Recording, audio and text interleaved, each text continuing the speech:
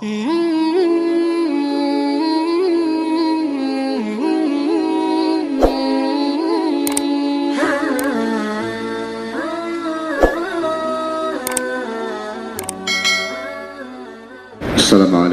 warahmatullahi wabarakatuh. Sebuah hadis yang menjelaskan tentang keutamaan dari zikir subhanallah bihamdih. Zikir subhanallah wa bihamdih.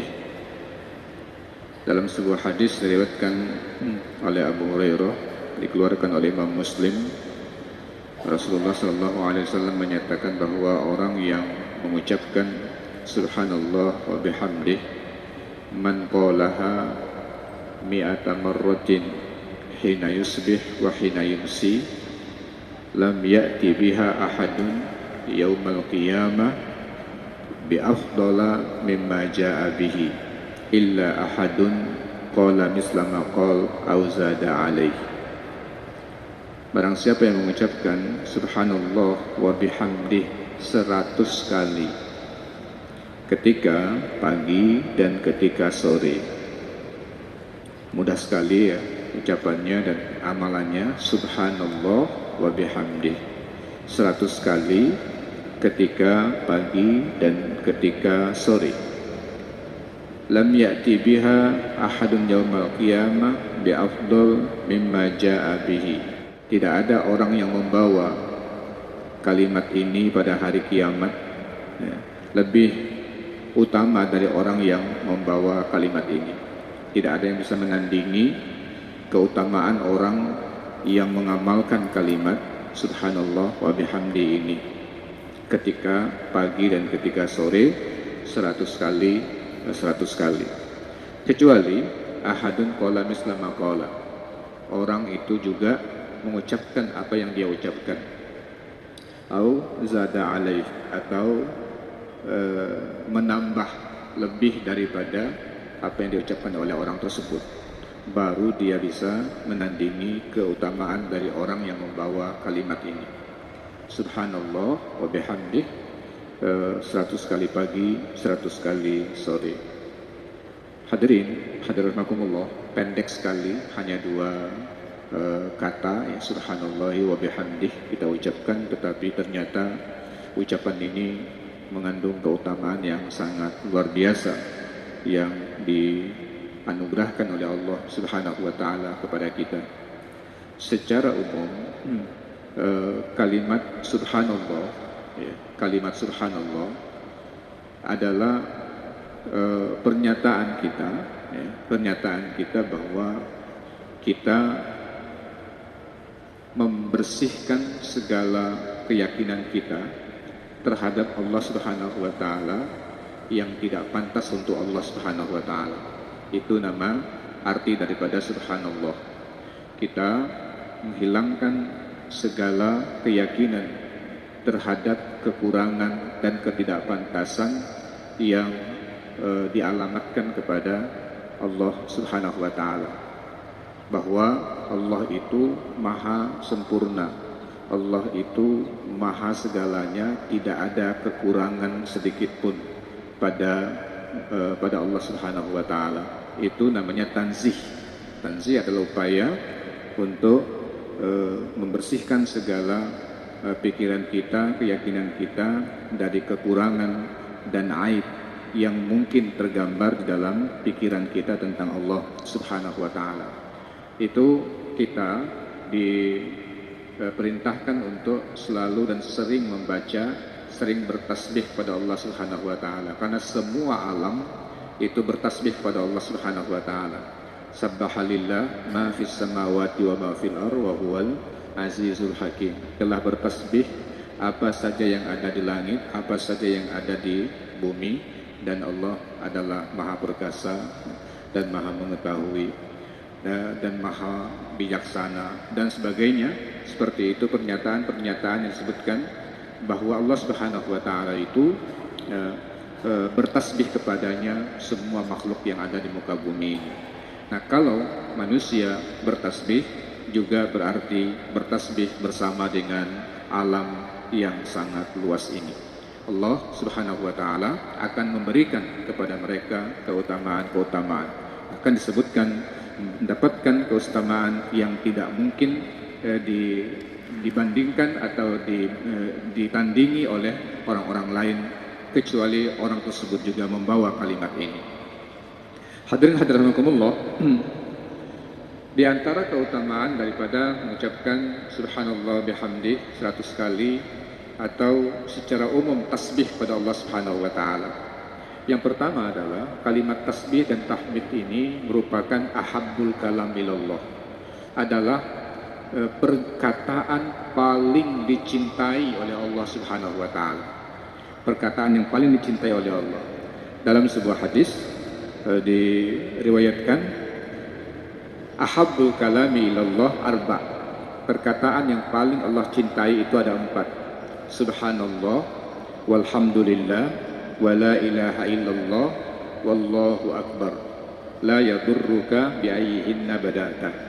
Ada 4 kata yang paling dicintai oleh Allah Subhanahu wa taala. Yang pertama adalah subhanallah, yang kedua alhamdulillah, yang ketiga Allahu akbar, yang ketiga la ilaha illallah, yang keempat Allahu akbar. Kata Rasulullah sallallahu alaihi wasallam, tidak masalah kamu mau ucapkan yang mana duluan, ya. Tidak harus berurutan, subhanallah, alhamdulillah, wa la ilaha illallah, Allahu akbar, boleh ya, mengucapkannya tanpa urutan tersebut. Nah, itu 4 perkataan yang paling dicinta oleh Allah, dan kita memerlukan kecintaan Allah itu. Kita sangat membutuhkan cinta Allah Subhanahu wa taala kepada kita, dan di antara cara kita untuk mendapatkan cinta Allah adalah banyak mengucapkan kalimat-kalimat yang dicintai oleh Allah Subhanahu wa taala.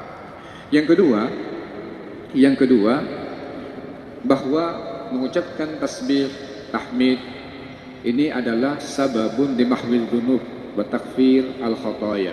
Sebab untuk menghapuskan dosa dan kesalahan-kesalahan manusia.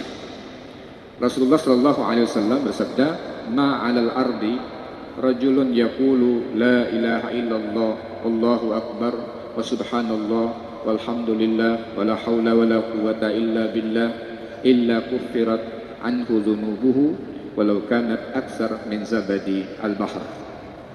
Tidaklah di muka bumi ini ada seseorang yang mengucapkan la ilaha illallah wallahu akbar wa subhanallah walhamdulillah wala haula wala quwwata illa billah, kecuali akan dihapuskan dosa-dosanya meskipun dosa mereka itu sebanyak buih di lautan.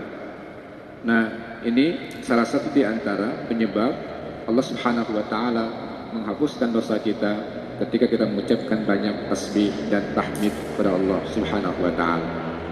Kemudian yang ketiga, mengucapkan kalimat tasbih tahmid ini adalah kita sebenarnya sedang menanam bibit yang akan ditanamkan pohon di surga.